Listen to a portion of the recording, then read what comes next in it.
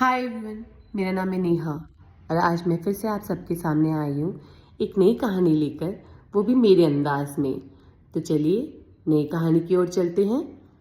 एक बार की बात है, राजा विक्रमादित्य को एक तांत्रिक ने कहा कि वह शमशान से एक प्रेत को पकड़कर लाए। राजा विक्रम वीर और वचन के पक्के थे, इसलिए वे तुरंत रात के अंधेरे में शमशान की ओर निकल पड़े। शमशान में पेड़ों के बीच एक लाश उल्टी लटकी हुई थी। उसी में बेताल का वास था। विक्रम ने जैसे ही उसे कंधे पे उठाया, बेताल जोर जोर से हंस पड़ा और बोला, राजा, मैं तुम्हारे साथ चलूंगा, लेकिन रास्ते में तुम्हें एक कहानी सुनाऊंगा।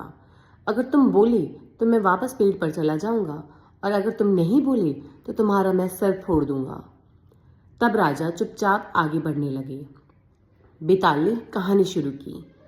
एक नगर में एक राजकुमारी थी जो बहुत बुद्धिमान थी। उसके सामने 3 युवक विवाह के लिए आए। तीनों ने अलग अलग गुण दिखाए।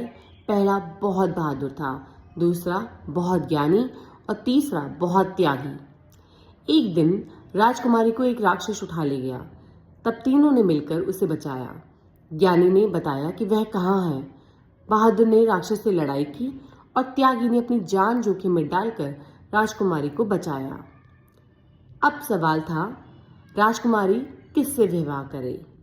बेताल ने पूछा, राजा विक्रम, बताओ सबसे योग्य पति कौन है? राजा विक्रम सोच में पड़ गए, लेकिन वे न्यायप्रिय थे। उन्होंने कहा, जो व्यक्ति अपनी जान जोखिम में डालकर उसे बचाने गया, वही सबसे योग्य, वही व्यक्ति है। बेताल जोर से हंस पड़ा और बोला, तुमने सही उत्तर दिया, लेकिन तुम बोले, अब मैं फिर से पेड़ पर जा रहा हूँ। और इतना कहकर बेताल उड़कर वापस उसी पेड़ पर लटक गया। राजा विक्रम फिर बिना गुस्सा किए उसे पकड़ने के लिए लौट पड़े, क्योंकि उन्होंने अपना वचन निभाना था। इस कहानी से क्या सीख मिलती है? सच्चा साहस और त्याग ही सबसे बड़ा गुण होता है।